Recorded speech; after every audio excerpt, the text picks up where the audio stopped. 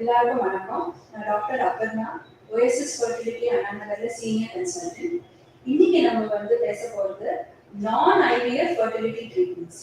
இன்ஃபர்டிலிட்டிங்கிறது marriage ஆகி 1 இயர்க்கு அப்புறம் கன்சீவ் ஆகாத இருக்குது. எல்லா இன்ஃபர்டிலிட்டி கேசஸ்க்குமே என்ன IVF தேவையா? Definitely not. நான் IVF இல்லாத எத்தனையோ fertility ட்ரீட்மெண்ட்ஸ் இருக்கு. அதெல்லாம் என்னன்னு ஒன்னொன்னா இப்போ நம்ம பார்க்கலாம். ஃபர்ஸ்ட் இப்போ food first of all weight is very very essential. முதல்ல நம்ம பார்க்க போகிறது லைஃப் ஸ்டைல் ஃபேக்டர்ஸ். நம்ம weight, amount of exercise we do, the kind of food we take. So weight BMI நம்ம பார்ப்போம், பாடி மாஸ் இண்டெக்ஸ். அந்த BMIங்கிறது 19 to 25 normal. 19க்கு கீழே இருந்தால் இட் இஸ் அண்டர் வெயிட், 25க்கு மேலே இருந்தால் இட் இஸ் ஓவர் வெயிட். ரொம்ப ஜாஸ்தி BMI 30, 35, this is obese and very obese. 40 மேல இருந்தா அந்த morbid obesity சொல்லுவோம். சோ அண்டர் வெயிட்டும் நல்லது கிடையாது, ஓவர் வெயிட் அண்ட் ஒபீஸா இருக்கிறதும் நல்லது கிடையாது. பிகாஸ் அண்டர் வெயிட்டா இருந்தாலும் ஓவர் வெயிட்டா இருந்தாலும் ஒரு ஒபீஸா இருந்தாலும் ஸ்பெர்ம் குவாலிட்டி, எக் குவாலிட்டி ரெண்டுமே பாதிக்கும். எந்த அமௌண்ட் ஆஃப் வெயிட் லாஸும் கம்மி வெயிட் லாஸ் கிடையாது. ஸோ பிகாஸ் நம்ம 5% ஒரு வெயிட் லாஸ் இருந்ததுனாலும் that is significant weight loss. So ஒரு சப்போஸ் லேடிஸ் 80 kgs, அவங்க என்னால வெயிட்டே குறைக்க முடியல அப்படிங்கிறாங்க. அவங்க அட்லீஸ்ட் ஒரு 4 kg, 5% ஆஃப் 80 is 4 kgs. அவங்க ஒரு 4 kg வெயிட் குறைச்சாலும் அதுலயும் அவங்களோட மென்ஸ்ட்ரல் சைக்கிள், அவங்க பீரியட்ஸ் ரெகுலரா ஆக வாய்ப்பு இருக்கு. அவங்க எக் குவாலிட்டி கொஞ்சம் இம்ப்ரூவ் ஆக வாய்ப்பு இருக்கு. சிமிலர்லி ஃபார் மேன் கொஞ்சம் வெயிட் குறைஞ்சா கூட there is a chance that his sperm quality will improve. So weight control பண்ணனும். And how do we control the weight? Obviously by diet and exercise. Okay.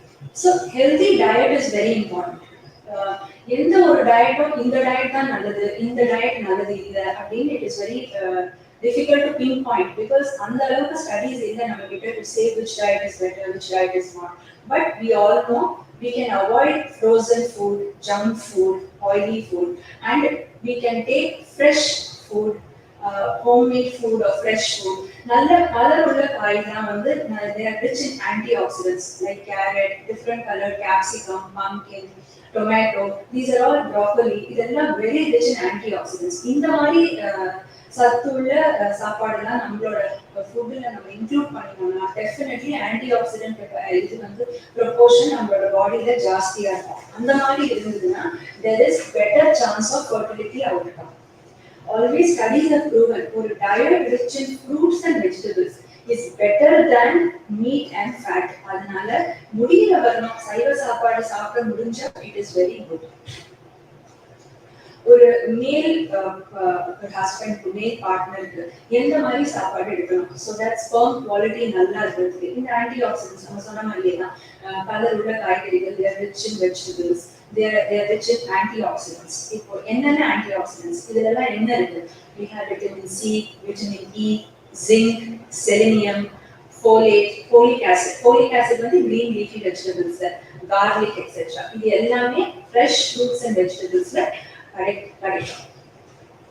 இப்போ ஒரு லேடிக்கு conceive ஆகிறதுக்கு முன்னாடி என்னென்ன micro nutrients தேவை? மைக்ரோ நியூட்ரியன்ஸ்னா நம்மளோட சாப்பாடு they are not present in big quantity. ஒரு சின்ன குவான்டிட்டியில இருந்தாலே they will have நல்ல அவங்களோட எஃபெக்ட் நல்லா தெரியும். So what are they? ஒன்று ஃபோலிக் ஆசிட். எல்லாருக்குமே தெரியும், any woman planning to conceive நம்ம ஃபோலிக் ஆசிட் மாத்திரை எழுதி கொடுப்போம். இந்த ஃபோலிக் ஆசிட் மாத்திரை கன்சீவ் ஆகிறதுக்கு அப்புறம் இல்ல, பெரிய கன்செப்ஷனல் ஃபோலிக் ஆசிட் கன்சீவ் ஆகிறதுக்கு முன்னாடியே இந்த மாத்திரை நம்ம சாப்பிட ஆரம்பிக்கணும். பிகாஸ் இந்த ஃபோலேட் லெவல்ஸ் பிளட்ல அடிக்குவேட்டா இருந்தா அந்த டெவலப்பிங் பேபி, அந்த பிறக்க போற பேபியோட பிரெயின் நல்லா இருக்கும். பிரெயின், ஸ்பைனல் கார்ட் இதெல்லாம் எந்த ஒரு விதமான டிஃபெக்ட் வராத இருக்கும். நியூரல் டியூப் டிஃபெக்ட்னு சொல்லுவாங்க, ஃபோலிக் ஆசிட் டெஃபிஷியன்சினால வருது. ஸோ இது ஒரு சின்ன tablet, very cheap also, not expensive at all. And if you take this, it goes a long way in preventing neural tube defects. Neural tube defects varadu folic acid irundha. And during pregnancy continue panna, whereas the pregnancy complications avoid panna. இதோட dose என்ன? இந்தியால actually இதோட dose 400 micrograms தான். But இந்தியால கிடைக்கிற tablet 5 mg கிடைக்குது. So அந்த 5 mg tablet is very small that we can take. And இது யாருக்கு வந்து அதிகமா டோஸ் தேவைப்படும்? டயபெட்டிக் பேஷண்ட்ஸ்க்கு, எந்த பேஷண்ட்ஸ் வந்து எபிலெப்சி இருக்கோ, ஸ்பிட்ஸ் எல்லாம் வருதோ, அவங்க வந்து ஒரு சில மாத்திரை எடுப்பாங்க அதுக்காக. ஸோ அந்த மாதிரி பேஷண்ட்ஸ்க்கு, அண்ட் ஏதாவது ஒரு ஹிஸ்டரி ஆஃப் நியூரல் டிஃபெக்ட், ஏதாவது ஒரு குழந்தை வந்து டிஃபெக்டிவா பிறந்திருக்கு, இந்த மாதிரி brain problem, spinal card problem, இந்த மாதிரி பேஷண்ட்ஸ்க்கு ஃபோலிக் ஆசிடோட டோஸ் கொஞ்சம் ஜாஸ்தி வேணும். அது ஜாஸ்தியும் வந்து 2 to 5 மில்லிகிராம் தான். ஆல்ரெடி நமக்கு வந்து மார்க்கெட்ல கிடைக்கிற மாத்திரையோட டோஸே 5 மில்லிகிராம் தான், அதோட கம்மியா கிடைக்கிறது இல்லை. ஸோ அந்த tablet it is very very essential that we take it. Next iodine. நம்ம எல்லாருமே பார்க்கிறோம் அயோடைஸ்டு சால்ட் அப்படின்னு. அயோடின் வந்து ஒரு சின்ன லெவல் 150 மில்லிகிராம் 150 மைக்ரோகிராம் லெவல்ல இருந்தாலே அது வந்து தட் இஸ் சஃபிஷியன்ட். அது வந்து பாய்டர் ஃபார்ம் ஆகாத இருக்கும். அயோடின் கம்மியா இருந்ததுன்னா தைராய்டு டெஃபிஷியன்சி இருக்கலாம். அதனால எல்லாமே நம்ம வந்து சாப்பிடுற சாப்பாடு, அந்த சால்ட் எல்லாமே இப்பெல்லாம் அயோடைஸ்டு சால்ட் தான் கிடைக்கிறது. So definitely we should include this in our diet. And ஒரு pregnancy plan பண்றவங்க வந்து ஒரு thyroid function test, male as well as female, ஒரு thyroid function test வந்து they have to do that test. And our lifestyle, இப்போ எல்லாருக்கும் வந்து sedentary habits, work from home, வீட்லயே வேலை செய்யறாங்க, வெயிட் அதிகமா போடுறதுன்றாங்க. ஸோ இதை எப்படி பிரேக் பண்ண? ஸோ டெஃபினெட்லி ஒரு மாடரேட் எக்ஸசைஸ் பண்ணணும். மாடரேட் எக்ஸசைஸ்னா 30 minutes a day எக்ஸசைஸ் பண்ணினா போதும். அண்ட் ரொம்ப ஒரு அக்ரெசிவ் எக்ஸசைஸ் வேண்டாம். Aggressive exercise, too much of exercise, too much of muscle mass உடம்புல ஃபார்ம் ஆச்சுனாலும் ஃபர்டிலிட்டி ரெடியூஸ் ஆகும். So moderate exercise is sufficient. And even முன்னாடியே சொன்ன மாதிரி 5% of weight loss also can benefit you. And any weight loss is beneficial. However small it may be, don't think like 1 kg தான் குறைஞ்சது, எனக்கு 2 kg தான் குறைஞ்சது. 1 kg, 2 kg குறைஞ்சாலும் that is an achievement. So keep working in that direction. Definitely some more weight will be lost. So even if you are 80 kgs or 90 kgs, then losing that 3 kgs, 4 kgs weight also is very very appreciable. And we have to continue in that direction so that நம்ம வந்து அதிகமா weight loss பண்ணி definitely அந்த எங்கோட quality, spermோட quality improve பண்ணும். As we know, smoking வந்து every aspect of fertility affect பண்ணும். எங்கோட quality, spermோட count, spermோட motility, spermோட morphology. Smoking affects every aspect. அதனால a big no to smoking. And ஒரு லேடி ஸ்மோக் பண்ணல, husband smoke பண்றாரு அப்படின்னாலும், அவங்க பாசிவ் ஸ்மோக்கரா இருந்தாலும், அந்த ஃபியூம்ஸ் இன்ஹேல் பண்ணினாலும் 20-30% ஃபியூம்ஸ் அந்த ஸ்மோக் உள்ள போனாலும் அது கூட அவங்களோட எக்கோட குவாலிட்டி அஃபெக்ட் பண்ணும். எக் குவாலிட்டி அஃபெக்ட் பண்ணும். பிளஸ் அவங்க கன்சீவ் ஆன் அவுட் மிஸ்கேரேஜ் ஆக வாய்ப்பு இருக்கு. பேபி வந்து சின்னதா பிறக்க வாய்ப்பு இருக்கு. Small for gestational age baby, ஏதாவது பர்த் டிஃபெக்ட் கூட இருக்கலாம். Similarly with alcohol intake limit பண்ணணும். Because alcohol அதிகமா எடுத்துட்டாங்கன்னா அவங்க equality பாதிக்கும். And மென்னுக்கு alcohol எடுத்துட்டா erectile dysfunction இருக்கும். அதனால and it can even lead to smoking and alcohol can lead to DNA damage. Spermோட DNA damage, எங்கோட DNA damage இருந்ததுனாலும் miscarriage ஆக வாய்ப்பு இருக்கு. ஸோ இது எல்லாத்தையும் நம்மளோட லைஃப் ஸ்டைல்ல இருந்து இதெல்லாம் ரெடியூஸ் பண்ணணும். அண்ட் கம்ப்ளீட்டா கட் பண்றது இட் இஸ் வெரி குட். இப்போ 1 year ஆச்சு கல்யாணம் அண்ட் இன்னும் கன்சீவ் ஆகல. Definitely you have to visit a specialist. But ஒரு சில பேருக்கு 1 year வரைக்கும் வெயிட் பண்ண வேண்டும். யாராருக்கெல்லாம் சீக்கிரமே வரணும். ஸோ எனக்கு மேரேஜ் ஆகி 1 year இன்னும் ஆகல, நான் 1 yearக்கு அப்புறம் போகலாம் அப்படின்னு இருக்காது. ஒரு சில கப்பல்ஸ் கொஞ்சம் எல்டர்லியா இருப்பாங்க, 35 yearsக்கு மேல. அந்த மாதிரி இருக்கிறவங்களுக்கு ஆர் ஏதாவது ஃபேமிலி ஹிஸ்டரி இருக்கு, அம்மாவுக்கு வந்து சீக்கிரமே மெனோபாஸ் வந்துருச்சு, அப்ப இவங்களுக்கும் வர சான்ஸ் இருக்கு. இந்த மாதிரி ஒரு ஏதாவது சர்ஜரி ஆயிருக்கு, ஓவரியில ஏதாவது சர்ஜரி, ஸ்பெர்ம்ல ஏதாவது சர்ஜரி, அந்த மாதிரிலாம் ஆனா அந்த ஓவரியன் ரிசர்வ் கொஞ்சம் குறைஞ்சிடும். ஸ்பெர்மோட குவாலிட்டி கவுண்ட் எல்லாமே குறைக்க வாய்ப்பு இருக்கு. ஸோ இந்த மாதிரி இருந்துச்சு. இல்ல ஏதாவது ஒரு மெடிக்கல் ஹிஸ்டரி இருக்கு, அவங்களுக்கு எண்டோமெட்ரியோசிஸ் இருக்கு. எண்டோமெட்ரியோசிஸ்னா என்ன? கர்ப்பப்பையோட லைனிங் பேரு எண்டோமெட்ரியம். அந்த கர்ப்பப்பை லைனிங் எண்டோமெட்ரியம் வந்து கர்ப்பப்பை உள்ள மட்டும்தான் இருக்கணும். அது கர்ப்பப்பை உள்ள இல்லாத அந்த டியூப்ல இருக்கும், இல்லைன்னா ஓவரிஸ்ல இருக்கும், இல்லைன்னா ஜெனரல் பெல்விஸ்ல இருக்கும். சோ அந்த மாதிரி எல்லாம் இருந்துச்சு அப்படின்னா சோ இதுதான் கர்ப்பப்பையோட லைனிங். இது உள்ளதான் எண்டோமெட்ரியம் இருக்கணும். இங்க இல்லாத அது இங்க இருக்கலாம், அடினோமைசிஸ்னு சொல்லுவோம். ஓவரிஸ்ல இருக்கலாம், எண்டோமெட்ரியோசிஸ்னு சொல்லுவோம். சோ இந்த மாதிரி எல்லாம் இருந்ததுன்னா என்ன ஆகும்? உள்ள வந்து அது ஒரு பிளட் தான், பிளட் அங்க வந்து கலெக்ட் ஆகும். ஸோ அந்த மாதிரி இருக்குதுன்னா அடிஷன்ஸ் ஃபார்ம் ஆகும், ஒட்டுதல் ஃபார்ம் ஆகும். அப்போ அந்த அந்த எக்கோட ஃபங்க்ஷன் சரியா இருக்காது, அந்த டியூபோட ஃபங்க்ஷன் சரியா பண்ண முடியாது. ஸோ இந்த மாதிரி கேசஸ்லாம் வந்து சீக்கிரமே வரணும். மேரேஜ் ஆகி 1 இயர் வரணும் வெயிட் பண்ணாது, ஒரு 6 months பார்த்துட்டே ஒரு ஸ்பெஷலிஸ்ட் கிட்ட போகிறது பெட்டர்.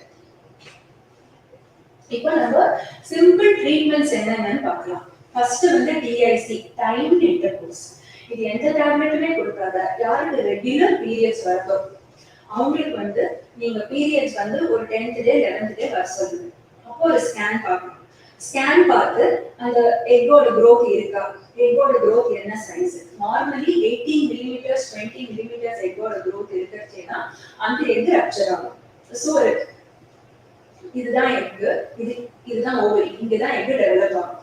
ஸோ ஒரு 18-20 mm ஒரு 11th day ஸ்கேன் வராங்க, திருப்பி ஒரு 2-3 days ஸ்டேஜ் வராங்க.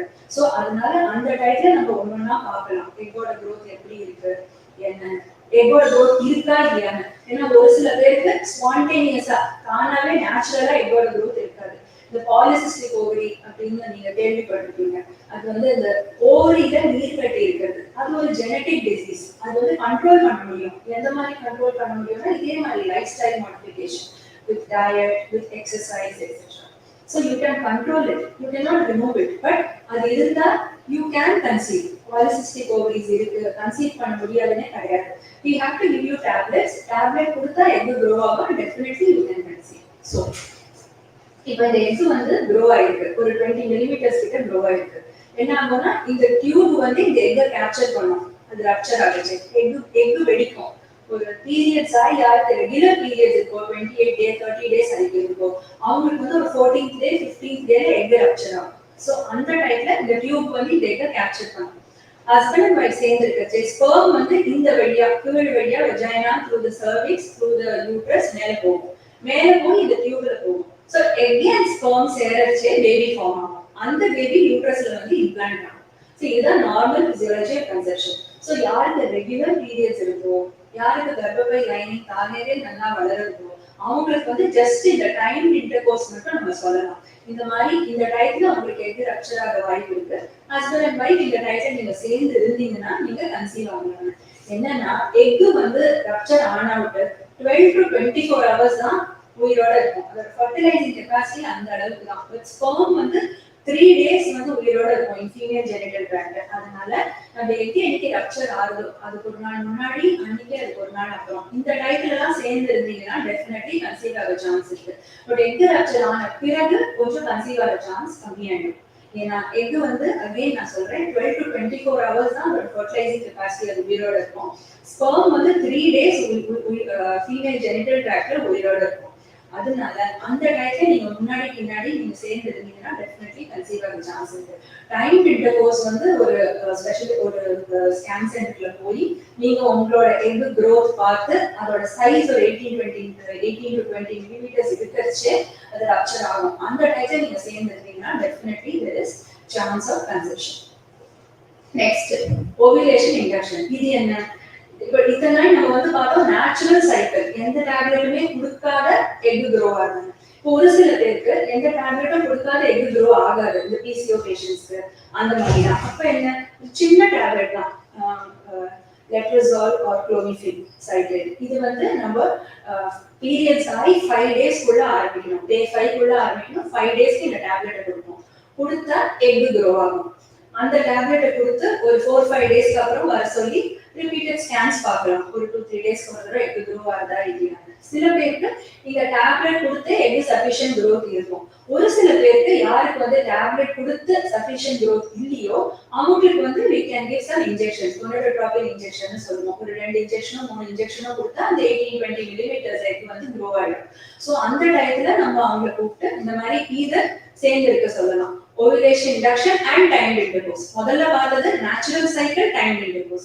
இப்போ வந்து ovulation induction, நம்ம டேப்லெட் கொடுத்து egg grow ஆகுது, அந்த டைம்ல நீங்க சேர்ந்து இருக்க சொல்றீங்க, timed intercourse. So this also you can do. இது எல்லாமே young couples இல்லனா மேரேஜ் ஆகி வந்து 1 year தான் ஆகுது, 1.5 years தான் ஆகுது. So we have some time in hand. அதனால we can try these simple treatments for them. இப்போ நெக்ஸ்ட் என்ன, இந்த மாதிரி பண்ணியாச்சு ஆனாலும் கன்செப்ஷன் வருது. Next step we can do is IUI, intrauterine insemination. அது என்னன்னா இதே மாதிரி தான் ப்ரொசீஜர் இஸ் தி சேம். நீங்க வந்து ஃபர்ஸ்ட் 5 டேஸ் இந்த டேப்லெட் கொடுத்துட்டு பேஷண்ட்டை வர சொல்லுங்க ஸ்கேனுக்கு. ஸ்கேன்ல வந்து ஃபாலிகல் சைஸ் 18-20 மில்லிமீட்டர்ஸ் இருக்கச்சு. இந்த டைம்ல என்ன பண்றோம்னா தானே சேர்ந்து இல்லாத ஹஸ்பண்ட வந்து ஹாஸ்பிட்டலுக்கு வர சொல்லி அவரை சாம்பிள் கொடுக்க சொல்றோம், சீமன் சாம்பிள். அதை நல்லா வாஷ் பண்ணி, எம்ப்ராய்டரிஸ்ட் இருக்காங்க அவங்க வந்து நல்லா வாஷ் பண்ணி, நல்ல மொட்டைல் ஸ்பெர்ம்ஸ், எந்த ஸ்பெர்ம்ஸ் நல்லா மூவ் ஆகுதோ அந்த ஸ்பெர்ம்ஸ மாத்திரம் எடுத்து அவங்க வந்து யூட்ரஸ் குள்ள இந்த மாதிரி you have to put it inside the uterus. இதுதான் அந்த IUI கேத்தெட்டர். இது it's just small plastic tube. அது பெயின்ஃபுல்லாவே இருக்காது. ஜஸ்ட் ஒரு டிரான்ஸ் வெஜைனல் ஸ்கேன், அடி வழியா எப்படி ஸ்கேன் பாக்குறோமோ அந்த அளவுக்கு கூட பெயின் இருக்காது. இது ஜஸ்ட் உள்ளுக்குள்ள இந்த மாதிரி இது இன்சர்ட் பண்ணி இது வழியா அந்த ஸ்பெர்ம்ஸ் ப்ரிப்பேர் பண்ண ஸ்பெர்ம்ஸை நம்ம உள்ளுக்குள்ள டெபாசிட் பண்ணிடணும் இங்க. சோ இதுல என்ன அட்வான்டேஜ் அப்படின்னா நேச்சுரல் இன்டர்கோர்ஸ்ல என்ன ஆகுது, ஸ்பெர்ம்ஸ் வந்து இங்கேருந்து இவ்வளவு தூரம் போக வேண்டியது. IUI வந்து அந்த ஸ்பெர்ம்ஸ்க்கு நம்ம கொஞ்சம் எனர்ஜி சேவ் பண்றோம் by putting it directly into the cavity like this. So இந்த அளவுக்கு that energy for the sperm is saved. அதனால நார்மலா கன்சீவ் ஆகிறதோட IUI கன்செப்ஷன் வந்து 10% அதிக சான்ஸ் இருக்கு. because sperm energy is saved and sperm வந்து it has to travel a less distance. கம்மி distance travel பண்ணா போதும். இங்கேருந்து இந்த டியூப் வரணும் travel பண்ணினா போதும். Okay, so நார்மலா கன்சீவ் ஆகிறதோட IUI பண்ணினா 10 to 15% சான்ஸ் இருக்கு அதிகமா கன்சீவ் ஆகிறதுக்கு. And IUI எத்தனை தடவை பண்ணலாம்? Can we go on doing IUI? And IUI யாருக்கெல்லாம் பண்ணலாம்? IUI வந்து இந்த மாதிரி mild unexplained infertility சொல்லுவோம். அப்படின்னா எல்லாமே நார்மலா இருக்கு. எக் நல்லா க்ரோவா இருக்கு. ஹஸ்பண்டோட சிமென் அனாலிசிஸும் நார்மலா இருக்கு. டியூபோட டெஸ்டிங் பண்ணியாச்சு. அந்த டியூபோட டெஸ்டிங்கும் நார்மலா இருக்கு. இப்போ டியூபோட டெஸ்டிங் நம்ம எப்படி பண்ணுவோம்? இந்த மாதிரி இந்த டைம்ட் இன்டர்கோர்ஸ், அப்புறம் ovulation induction and timed intercourse இதெல்லாம் பேசணும் இல்லையா? ஸோ இதுக்கு இந்த டைப்லயே நம்ம வந்து டியூபோட டெஸ்டிங் பண்ணணும். இது வந்து என்னன்னா 2 விதமா பண்ணலாம். ஒண்ணு வந்து நம்மளோட ஹாஸ்பிட்டல்லயே பண்ணலாம். அது என்னன்னா இது வழியா செலைன் புஷ் பண்ணி இங்க வந்து இந்த டியூப்ல ஏதாவது பிளாக் இருக்கான்னு ஸ்கேன்லயே தெரியும். அது பேரு SSGன்னு பேரு, செலைன் சோனோகிராஃபி. இல்லைன்னா எக்ஸ்ரே சென்டர்ஸ்ல பண்றது அது கொஞ்சம் பெயின்ஃபுல்லா இருக்கும், ஹிஸ்டரோசால்பிங்கோகிராம். அது வந்து அதுவும் இதே மாதிரி தான் டை புஷ் பண்ணி, ரேடியோபேக் டை புஷ் பண்ணி அது வந்து யூட்ரஸோட கேவிட்டி எப்படி இருக்கு, ஸ்டில் இருக்கா இல்லையான்னு எக்ஸ்ரேல பார்க்கறது. Okay, so both can be done for tubal testing. And இதுல வந்து so we have with this IUI we have to do. யாரெல்லாம் IUI பண்ணலாம்? That's what we do. ஒன்னு வந்து இந்த மாதிரி unexplained infertility எல்லாமே நார்மலா இருக்கு. எக் வந்து நார்மலா grow ஆகுது, நார்மலா ரப்சர் ஆகுது. டியூப்லயும் எந்த ஒரு அடைப்பும் இல்ல. சிமென் அனாலிசிஸ் ஓரளவுக்கு நார்மலா இருக்கு. சோ அந்த மாதிரி இருக்கச்சே எல்லாமே நார்மலா இருக்கச்சே நம்ம டைரக்ட்லி IVF பண்ண அவசியம் இல்லை. அட்லீஸ்ட் ஒரு IUI ஒரு 2-3 டைம்ஸ் பண்ணி பார்க்கலாம். 3 டைம்ஸ் தான் பண்ணி பார்க்கலாம். அதுலயும் வரலைனா தான் we have to go for the next level. இன்னொன்னு mild male factor infertility. Normally conceive ஆகிறதுக்கு, நார்மலா நேச்சுரல் கன்செப்ஷன் ஆகிறதுக்கு 50 மில்லியன் ஸ்பெர்ம்ஸ் தேவை. 32% ஆன ஒரு மோட்டைல் ஸ்பெர்ம்ஸ் மோட்டிலிட்டி தேவை. 68% நான் மோட்டைலா இருக்கலாம். மார்பாலஜி 4% தேவை. அப்படின்னா ஸ்பெர்மோட ஒரு உருவம் இருக்கு. ஸ்பெர்முக்கும் ஒரு ஹெட், ஒரு நெக், ஒரு டெயில் அந்த மாதிரி இருக்கு. அது நார்மலா இருக்கணும். நீங்க 100 ஸ்பெர்ம் பாத்தீங்கன்னா 96 ஸ்பெர்ம் அப்நார்மலா இருக்கலாம். பட் 4 ஸ்பெர்ம் நார்மலா இருக்கணும். சோ அந்த மாதிரி இருக்கச்சு நம்ம வந்து ஒரு மைல்ட் மேல் ஃபேக்டர்னு சொல்லுவோம். 15 மில்லியன் இல்ல, உங்களுக்கு 12 மில்லியன் இருக்கு. மோட்டிலிட்டி 30% இல்ல, 20% இருக்கு. மார்பாலஜி 4% இல்ல, 3%, 2% இருக்கு. இந்த சாம்பிள் ஓகே. பட் அந்த அளவுக்கு நேச்சுரலா கன்சீவ் ஆகிறதுக்கு இந்த சாம்பிள் அந்த அளவுக்கு நல்லது இல்ல. பட் IUI ல வந்து we take the best sperms. அதனால இந்த மாதிரி mild male factor infertility it is helpful. And mild endometriosis. Endometriosisனா என்னன்னு எக்ஸ்பிளைன் பண்ணோம். அந்த மாதிரி mild ரொம்ப அடிஷன்ஸ் எல்லாம் இல்ல. endometriosis grade 1, grade 2, grade 3, grade 4 னு சொல்லுவோம். grade 4 னா ரொம்ப அடிஷன்ஸ் ஜாஸ்தி. grade 1 னா very minimal. So இந்த மாதிரி grade 1, grade 2 endometriosis. இந்த மாதிரி mild infertility casesக்கு நம்ம IUI ட்ரை பண்ணலாம். Okay, so இதுதான் அதேதான் picture. This is the IUI. இதுதான் யூட்ரஸ். இந்த கேத்தெட்டர் வழியா, சோ இந்த மாதிரி ஒரு கேத்தெட்டர் வழியா இந்த ஸ்பெர்ம் உள்ளுக்குள்ள போடணும். and the sperm வந்து டியூப் குள்ள போய் it will fertilize. It just requires minimal medication. ரொம்ப மெடிசின்ஸ் தான் தேவையில்லை. and it is less invasive of course. So IUI எப்போ நம்ம பண்ணணும்னு அதே தான் எழுதிருக்கு. unexplained infertility, mild male factor infertility, இல்ல உள்ளுக்குள்ள அந்த கர்ப்பப்பையோட இதுதான் யூட்ரஸ், இதுதான் சர்விக்ஸ். இந்த சர்விக்ஸ்ல ஏதாவது ஒரு தழுவு இருக்கு, ஸ்கார் இருக்கு, நார்மலா அந்த ஸ்பெர்ம் பேசேஜ் போக விடாது, அந்த மாதிரி கேசஸ்ல வந்து we can have. ஒரு சில பேருக்கு வந்து வெஜினஸ்மஸ் சொல்லுவோம், தட் இஸ் அவங்களுக்கு இன்டர்கோர்ஸ் பண்ணவே கஷ்டமா இருக்கும் லேடிஸ்க்கு, அந்த மாதிரி கேசஸ்லயும் IUI பண்ணலாம். Or if the male partner is having some erectile dysfunction, they are not able to have intercourse properly, அந்த மாதிரி கேசஸ்லயும் நம்ம வந்து அந்த இதை பைபாஸ் பண்ணி நம்ம டைரக்ட்லி உள்ளுக்குள்ள IUI பண்ணலாம். அண்ட் இன்னொன்று வந்து லாஸ்ட் வந்து சப்போஸ் ஸ்பெர்ம்ஸே இல்ல, மேல் பார்ட்னருக்கு ஸ்பெர்ம்ஸே இல்ல, ஏசோஸ்பெர்மியான்னு சொல்லுவோம், எல்லாமே பண்ணி பார்த்தாச்சு, எல்லா இன்வெஸ்டிகேஷன்ஸும் பண்ணி பார்த்தாச்சு, அப்படின்னா ஸ்பெர்ம்ஸ் இல்ல, அந்த மாதிரி கேசஸ்ல டோனர் ஸ்பெர்ம் வச்சும் IUI பண்ணலாம். ஓகே, சோ ஒரு இன்ஃபர்டைல் கப்பல் ஒரு 1 year மேரேஜ் ஆகி 85% of the couples conceive பண்ணிடுவாங்க, 15% of the couples தான் conceive பண்ண மாட்டாங்க. 2 years of unprotected intercourse, 2 years of marriage, 95% couples will conceive. Only the 5% will not conceive. So, at marriage, 1 year, 2 years, natural wait பண்ணலாம் அப்படின்னு time waste பண்ணாத, just simple investigations. ஒரு semen analysis, husband ஒரு semen analysis, அவங்க wife ஒரு scan, uterus நல்லா இருக்கா, ovaries எல்லாம் நார்மலா இருக்கா, டியூப்ஸ் ஓகேவா இருக்கா, இதெல்லாம் மட்டும் தைராய்டு இருக்கா, சுகர் இருக்கா, இதெல்லாம் மட்டும் நீங்க செக் பண்ணிட்டு எதனால கன்சீவ் ஆகல அப்படின்னு ஒரு இன்வெஸ்டிகேஷன்ஸ் எல்லாம் பார்த்துட்டு பண்ணீங்கன்னா டைம் வேஸ்ட் பண்ணாத, so we can plan the treatment. Thank you.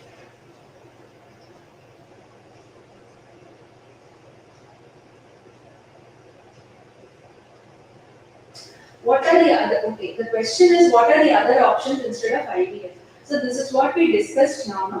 That first is lifestyle modification and diet, exercise, weight loss, and then that itself fertility improve panum, that itself improves your fertility. And then you have just a timed intercourse, then you give some small dose of medicine, that's called ovulation induction with timed intercourse, or you have ovulation induction with IUI. These are the other options instead of IVF. After doing all this also, if a couple does not conceive, then definitely they have to go for IVF. What are the 3 main types of fertility treatment? Okay, now these are simple treatments, ovulation induction and timed intercourse, IVF. So these are also fertility treatments. The other fertility treatment is obviously the higher level, the IVF, ICSI, etc. So these are the types. So for mild male factor infertility, less duration of infertility, that is only 2 or 3 years married, young couple, for these patients we can try up to IUI, we can try 3 times, and obviously with proper counseling for weight loss, diet and exercise. If in spite of all this they don't conceive, they have to go for IVF.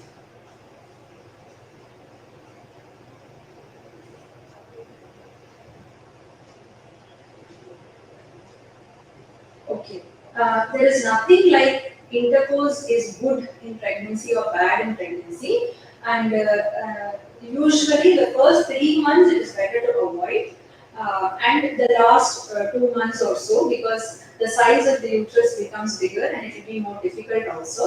And but if there is pain or bleeding after intercourse, then better not to do at any stage of pregnancy.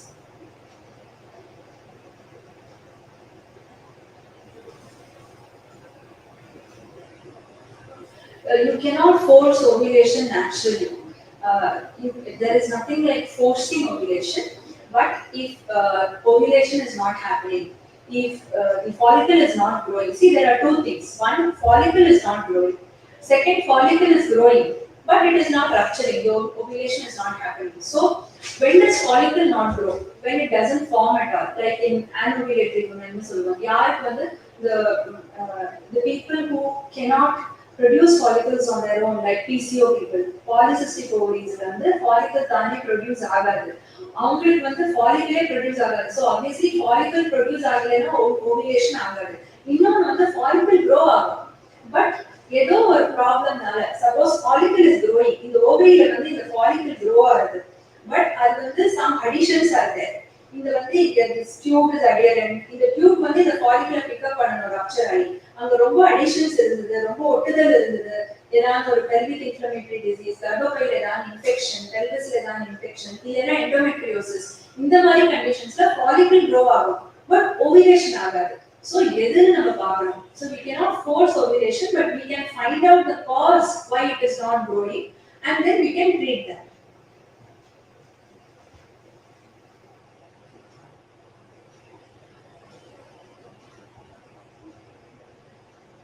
My wife urine pH level is low. Will this affect fertility? No, but you need to find out why it is low. Is it because she is having some infection? So please get a urine culture done and see if there is any infection or not. And is she having any burning sensation while passing urine? In that case, you need to alkalinize the urine. There are many alkalizating agents available in the market. So she can take that and drink lots of water, tender coconut water, buttermilk, so that she can flush out the urine. Then definitely her pH will become normal. And it will not affect fertility. But yes, if there is any infection, that will affect the fertility. How to increase sperm count and how can we check the quality and all the things kindly suggest. Okay. So the question is how to increase the sperm count and how can we check the quality. Okay, how to increase the sperm count? As we discussed, we have to have a healthy lifestyle. We need to have a proper diet with rich in antioxidants, rich in all the colored vegetables, and if lifestyle modifications, if the person is smoking or drinking, etc. So all that should be cut down. And one more thing, mental relaxation is also important. See, we do a lot of things to look good, but we have to give some exercise to the brain also, to the mind also. So mental relaxation is also important and positive thinking of all the things. So half an hour you have to spend for yourself. You and your wife, you have to spend for yourself in meditating, morning and evening if possible. At least in the morning, start with in the morning, half an hour you will keep aside for yourself and think of all the good things that have happened and do positive thinking. Yes, it will become all right. Instead of just thinking what will happen, instead of just worrying what will happen, half an hour set aside for yourself and do some prayers or whatever religious books you have, read it for some time, or just keep your mind blank and do some introspection.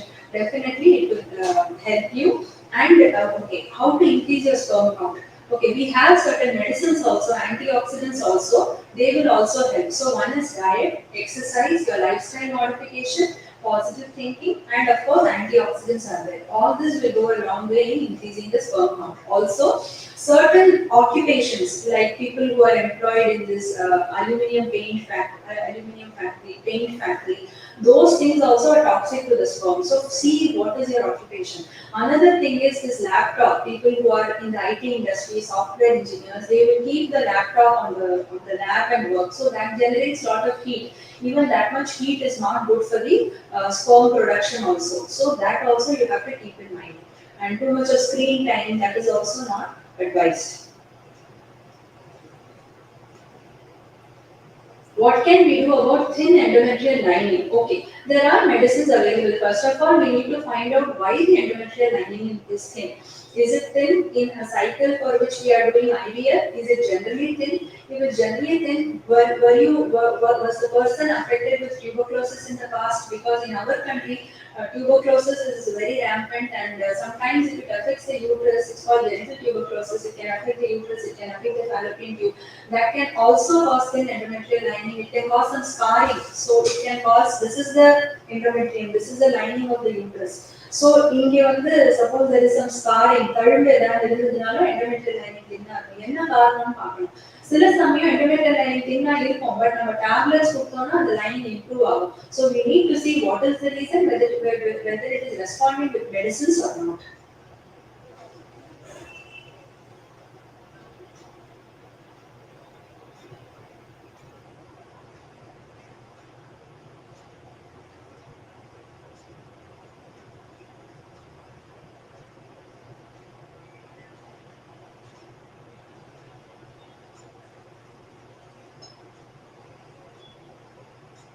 Okay, thank you.